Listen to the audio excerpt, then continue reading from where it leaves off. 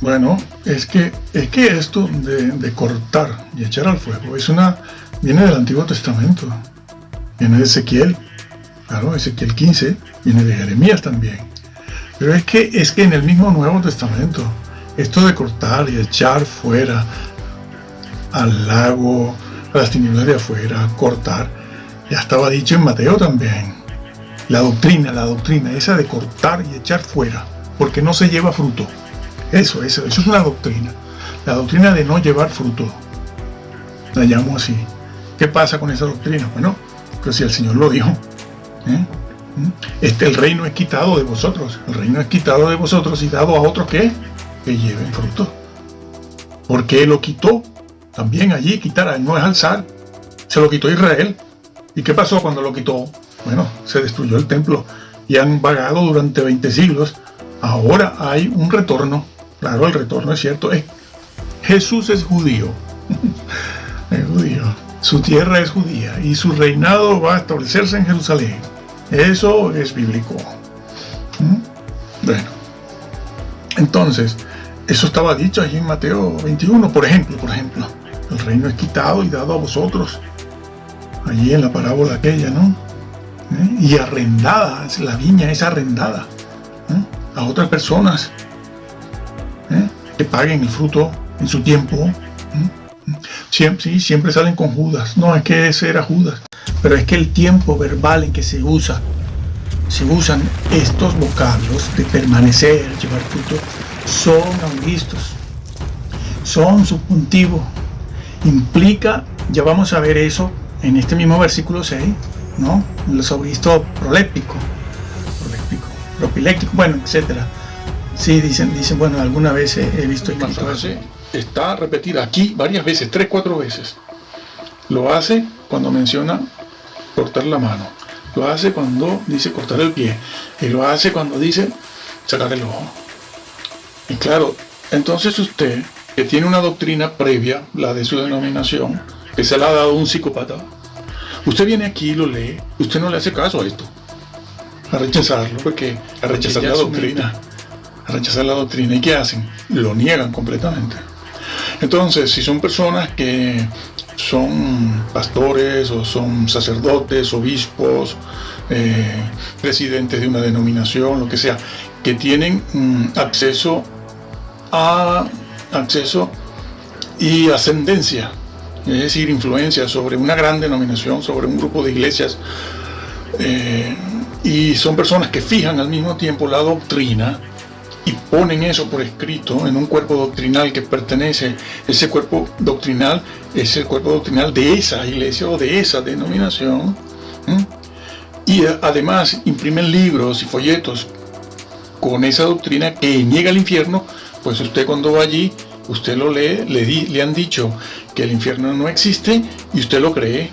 Claro, usted cree, a ver, aquí todo el mundo cree lo que le enseña el primero que toca su puerta.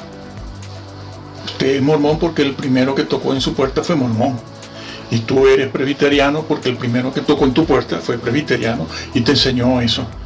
Y usted es helenista y no cree en el infierno, y este tampoco cree en el infierno y el otro tampoco, porque los primeros que llegaron a sus puertas no creían en el infierno y le vendieron ese cuerpo doctrinal y los libros detrás. Y usted lo cree, usted dice, ay, si hay un libro que lo dice, debe ser verdad. Sí, pero el libro dice una cosa y la Biblia dice otra. La Biblia dice otra. ¿Y por qué ese señor puso eso así? Porque tiene problemas él. Tiene una patología que no se la va a quitar de encima porque es propia de él. Él nació con ese temor intrínseco en él. Y no hay quien se lo quite. Ya le puede aparecer un ángel y todo lo que tú quieras, pero porque eso va en sus genes, en sus venas, en sus venitas. No es solo de aquí, sino va en sus venas. Entonces él ha creado una denominación y un cuerpo doctrinal que lo niega, pero lo ha hecho un psicópata, para expresarme yo bien y rápido. Lo ha hecho un psicópata. Pero claro, vaya usted a la Biblia, vaya usted al texto bíblico y no verá eso. Bueno, es que eso es lo que ellos oyen desde los púlpitos y se lo enseñan y entonces dicen lo que han aprendido. Pero vamos a ver si eso es así. Bueno, sí, vamos a a ver lo que estamos diciendo, lo que hemos puesto por años, por muchos años, haciendo la exégesis de la Biblia, porque es la exégesis nuestra guía. Nuestra guía tiene que ser la Biblia, la palabra de Dios. Ahora eso podemos corroborarlo, a ver qué se ha creído a través de la historia y sobre todo qué han creído los padres apostólicos y los padres de la iglesia. ¿Dijeron algo ellos? Bueno, en primer lugar vamos a aclarar un poco más, este tema de perseverar hasta el fin. Bueno, lo que está dicho. Vamos a verlo en un momento. Vamos a estamos dando un poquito más de explicación de esto que se dice aquí, ¿no? Esto que hemos puesto, pues dividiendo y fraccionando los versículos. Así alteran el orden, y la sintaxis queda acumulada, como venimos explicando. Y cambia el significado entonces, para que ustedes lo vean de una manera mucho más sencilla. Si ustedes tienen dos oraciones, en una oración compuesta, tú le quitas la cláusula de unión, por ejemplo, una conjunción, la conjunción y, que te une dos oraciones simples, ¿no? Las dos forman una oración compuesta, una simple, principal y la subordinada. Pues si nosotros eliminamos la conjunción y, o una preposición que pueda estar ahí, uniendo las dos frases, va a perder sentido la frase. Va a perder sentido. Entonces, puedes extraer una frase corta de dos palabras o tres, puedes extraerla de ahí y entonces ubicarla en otro sitio, decir que eso que se dice ahí en esas dos palabras o tres, en esa frase corta, en esa oración compuesta, significa otra cosa que se refiere a algo que está en otro sitio. Puede ser más adelante en el contexto inmediato o siguiente, o en un contexto remoto. Eso es lo que han hecho ellos. Eso es lo que hacen ellos. Y entonces sacan 12:13, lo sacan de ahí y se lo aplican a Jerusalén. Pero nosotros, haciendo la exégesis, porque eso es exégesis, hay que hacerla, vemos que no, eso no se ha creído nunca. Es más, por eso estamos haciendo esto, estamos yendo a los padres apostólicos a ver qué se dijo en los primeros siglos sobre este versículo, y lo vamos a ver ya mismo, ya aquí, para eso estamos haciendo esto. Y estamos empezando por esto. Una de los padres apostólicos no sabían doctrina, son ellos los que han dicho esto. Claro, porque no pueden pasar más allá del siglo XV hacia detrás, no pueden, porque se van a tropezar con esto. A ver, de los padres apostólicos, el versículo 12, nunca se lo aplicaron a Jerusalén. Nunca. Al contrario, se lo aplicaron a la misma iglesia. Y no en un sentido físico, material, en la dimensión bélica, que es lo que dicen ellos, ¿no? Sino espiritual. Bueno, ellos mienten, no quieren, ¿no? Estudiar, no pueden. Con un gran poder económico. Bueno, estamos viéndolo, yo lo sigo demostrando ahora de esta manera, porque se han metido con los padres de la iglesia a decir que ellos no sabían doctrina, que ellos no habían hecho nada, que no se sabía nada de gracia, que ellos nunca no hablaron de gracia, imagínate. Y voy a demostrar que sí. Vamos a demostrar que sí, hablaron de la gracia, hablaron de la fe, hablaron de la salvación, hablaron de la justificación, pero también hablaron de los mandamientos. Y hablaron de perseverar, y que el que no perseverara no entra. Bueno, estamos viéndolo aquí. Perdón, el versículo 14 del 22, porque tiene mucho. Dice, bienaventurados los que lavan sus ropas, es decir, bienaventurados en los que se convierten. No está diciendo eso. Los da por convertidos, ya están justificados por la fe, ya son salvos, pero están en el proceso de lavar sus ropas. Están en el proceso. Lavar las ropas es un proceso de las contaminaciones del mundo, porque el cristiano se va contaminando, unos más que otros, y otros permanecen permanentemente contaminados. No se dan cuenta, porque llega el momento en que eso se hace una costumbre y nada aparece. Pero bienaventurados los que lavan, los que están lavando, tiempo presente, siempre. A veces utiliza un participio presente, lavando sus ropas. Y dicen, ¿para qué? Son salvos. El Señor no le está escribiendo a incrédulos. El Señor no le está escribiendo a familiares, ni a tíos, ni a personas que tienen media salvación, solo les falta un poquito, que no han nacido de nuevo, medio han nacido, como han inventado todos esto. Está hablando a creyentes y les está advirtiendo. En este caso es en un sentido positivo. Bienaventurados son los que lavan, los que están lavando, permanecen lavando sus ropas. Y dice, ¿para qué? Bueno, para obtener un premio. Todo lo meten en los premios.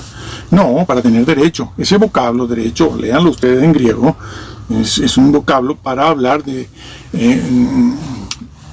tiene el significado, sí, el aspecto jurídico, la autoridad jurídica que te da alguna situación, un ente, un acto, ¿sí?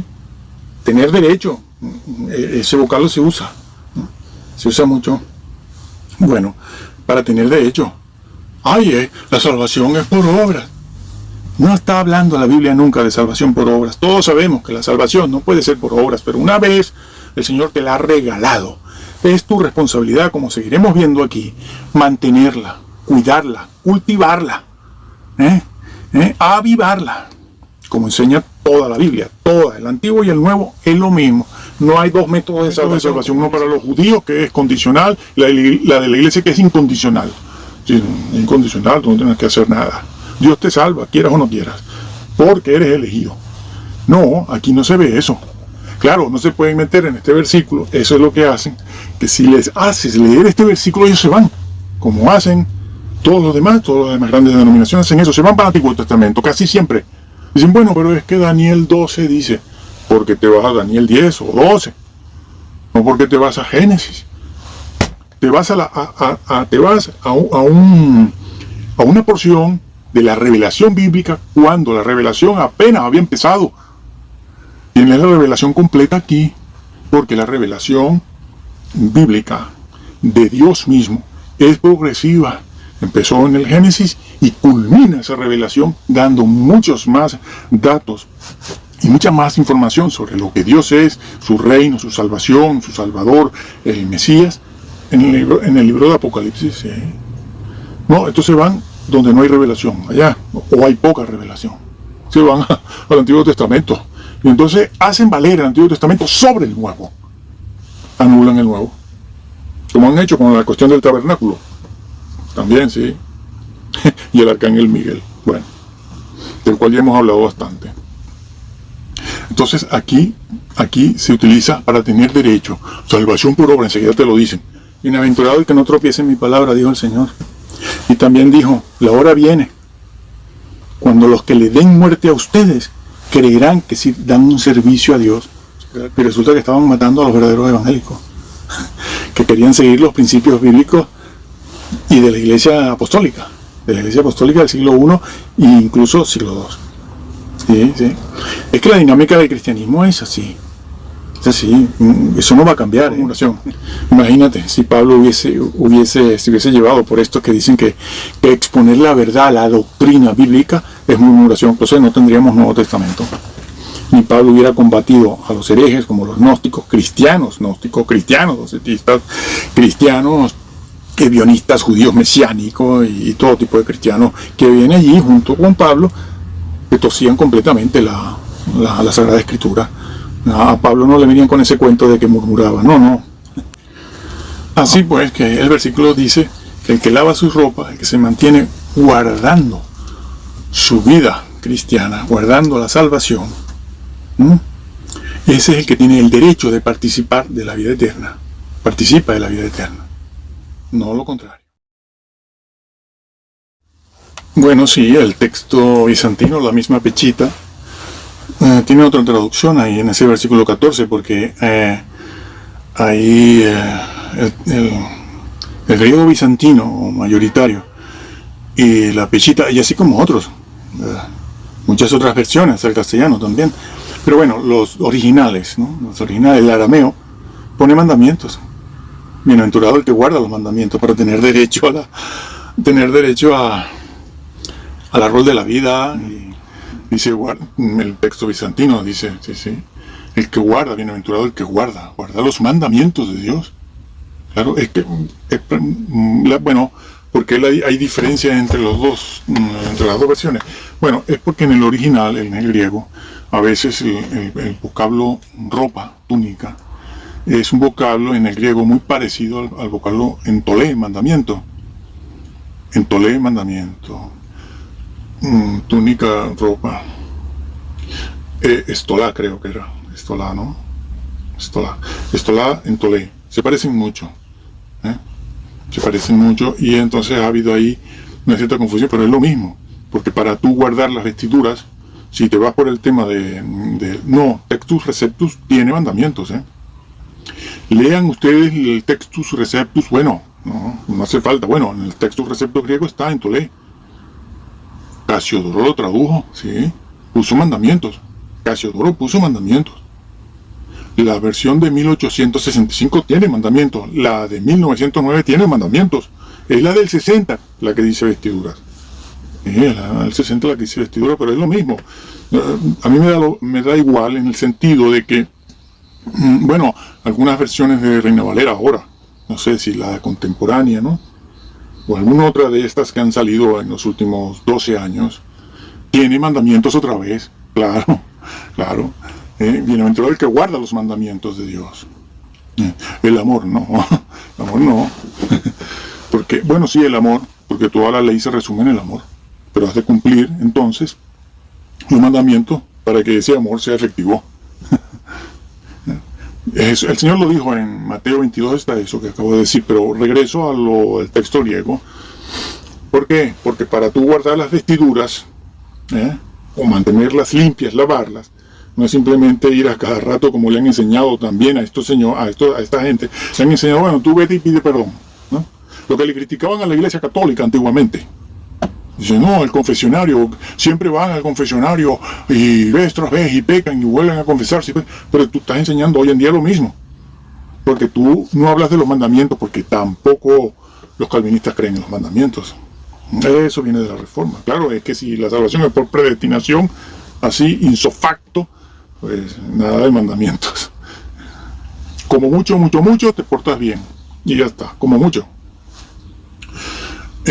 Regresando al texto ese griego, es que para tú guardar las vestiduras limpias, sin mancha, tienes que cumplir los mandamientos. Bueno, a ellos les han enseñado a decir eso a todos. Pero hago la aclaratoria por la pregunta, porque hay versiones, el Textus Receptus y la Casiodoro de 1865, 1909, y la propia de Casiodoro, no Reina Valera, no, Casiodoro solito puso mandamientos en Tolé, no es Tolá. Bueno, la Pechita tiene mandamientos, tiene un grave problema, porque la Pechita es aramea y es muy antigua, muy antigua, entre los siglos II y IV me parece, tan antiguo como los textos alejandrinos, o más antiguos, la Pechita, y tiene mandamientos, no tiene vestiduras, ropa, sino el que guarda. Bueno, sí, vamos a seguir viendo la de Sardis. Bueno, todo el mundo está esperando a ver qué se dice de la iglesia de Sardis, la Odisea. La iglesia de Sardis. Voy a lo que nos interesa, a lo que les prometí. Y no voy a otra cosa, no me voy a ir por las ramas. Que estos hacen eso, ¿no? Se salen de aquí y se van a otros versículos por allá, los meten aquí y cambian el significado de lo que está aquí. No. Entonces, Apocalipsis 3, comienzo en el versículo 2. Le dice a la iglesia de Sardis, tienes nombre de que vives y estás muerta. Nombre de que vives. Una iglesia con nombre, con prestigio, no, una iglesia que está ahí en primera línea. ¿Y quién sabe algo? Pues la opinión que tiene Jesús de ellos es diferente a la opinión, o mejor dicho, al juicio que tiene Jesús sobre ellos. Ellos no se esperan que Jesús diga esto de ellos. Sorpresa, claro. Una sorpresa, dice, pero nosotros no sabíamos, pero ¿cómo va a ser? ¿Qué va a pasar? Digo, es que tú así lo querías, como acaban de decir el pueblo así lo quiso. Pero el juicio de Jesús, en sus criterios, en sus logos, era otro. Y no había quien te convenciera. Pero Jesús te lo advirtió.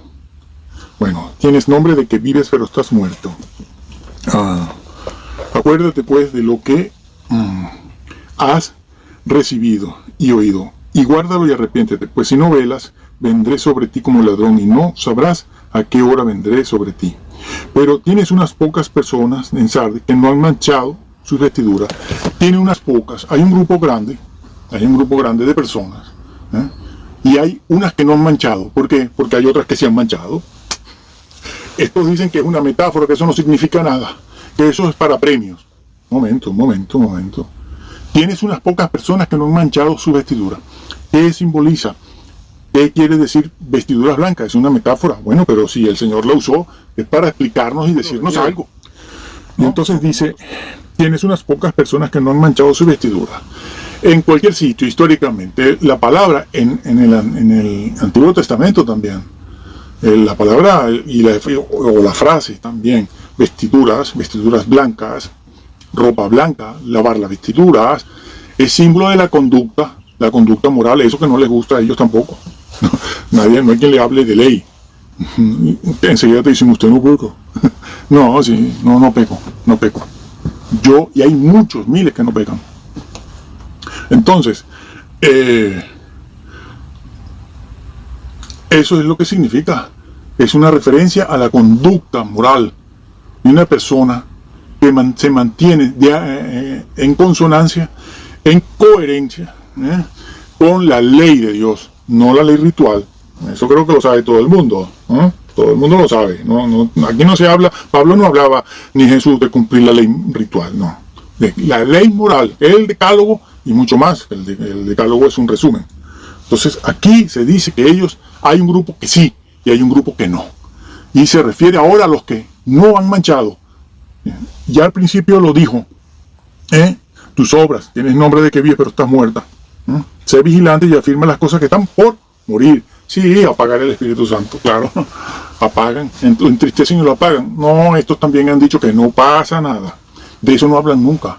Y cuando lo hacen le quitan toda la carga que tiene para advertir el peso negativo que tiene para advertir a los creyentes de que deberían vivir en oración y ayuno permanentemente, y sobre todo en estos tiempos, para guardar la salvación. No han manchado sus vestiduras, y lo repite, y andarán conmigo con vestiduras blancas, porque son dignas. Ay, salvación por obra. Ay, ellos se arrogan, le quitan a Dios. No, ellos no. Es el mismo Jesús quien lo está diciendo. Son dignas.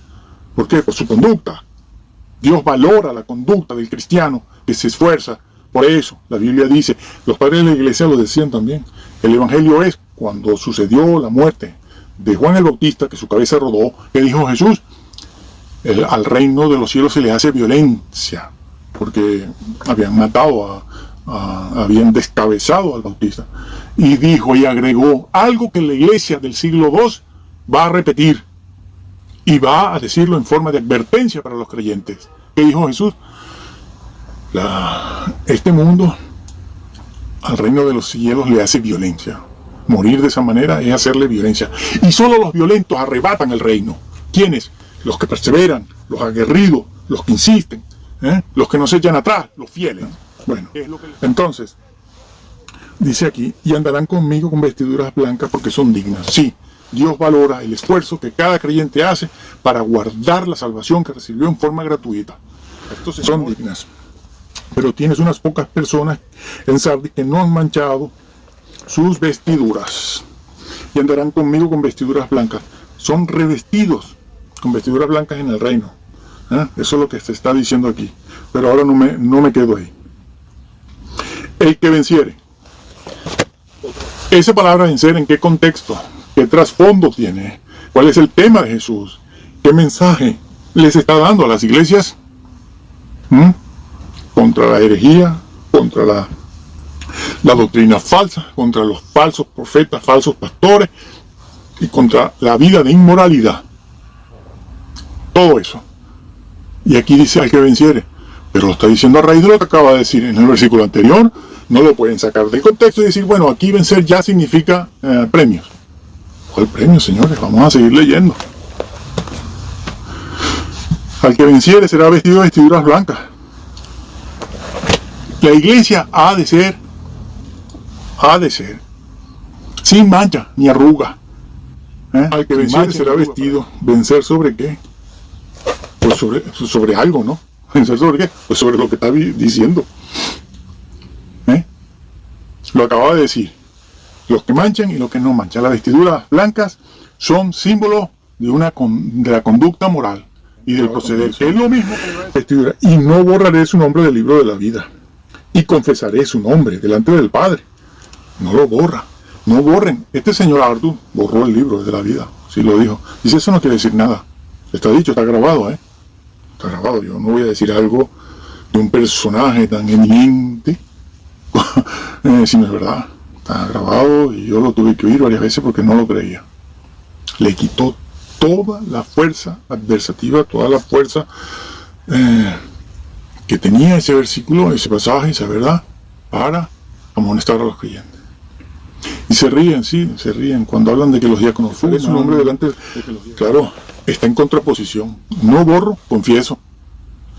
Si usted me quita el libro de la vida, entonces la contraposición también desaparece.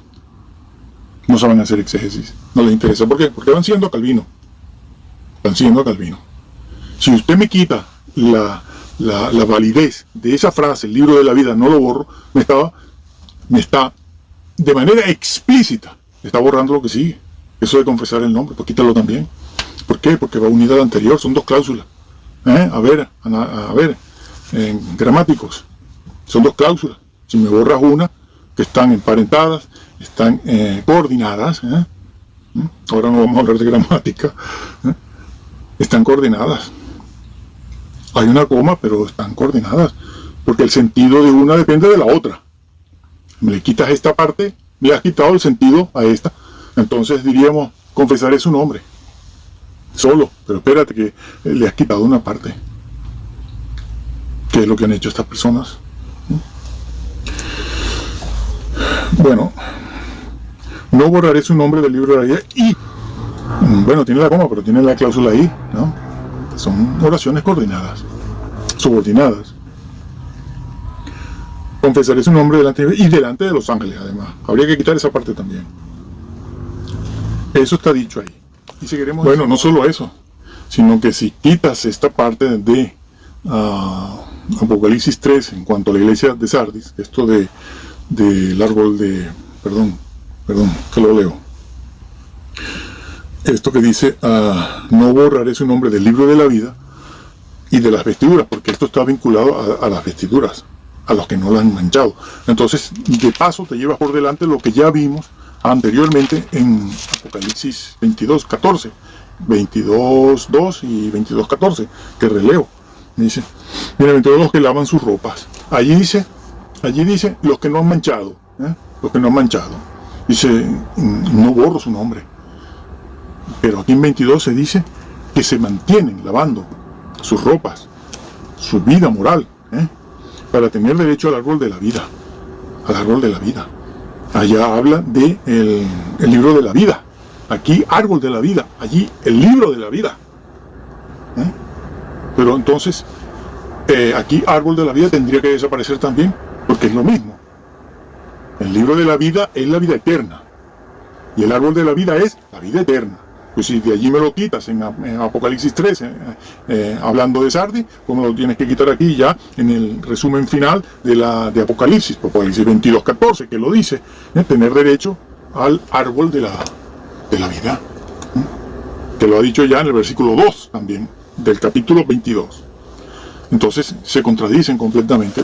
¿Pero por qué? Bueno, y algo más con respecto a Sardis, cuando dice en esa frase, ahí hay 3 frases, ¿no?, que están coordinadas perfectamente, ¿no? Son frases subordinadas, pero están coordinadas, y el sentido de uno depende del sentido de la otra, ¿no? Cuando dice también confesaré su nombre, ¿por qué se dice confesar el nombre? Y uno toma esa frase como una cosa normal. Bueno, dirá, no, espérate, que esa frase significa que esa persona es salva. Los otros no son salvos. Está diciendo que los otros no entran, porque lo está diciendo en esa frase, confesaré su nombre. Y esa frase significa algo, significa que está diciendo que él confiesa el nombre solo de los que no han manchado su vestidura. Está diciendo eso. Yo confieso el nombre. ¿De quiénes? De todos. Bueno, algunos han manchado, otros no, no pasa nada. Todos entraremos, unos reciben premios, los otros no. ¿Qué es lo que enseñan estos señores? No. La frase esa, confesaré su nombre. ¿El nombre de quién confiesan? De los que no han manchado. Ay, y de los otros que sí estaban allí pero mancharon, no entran.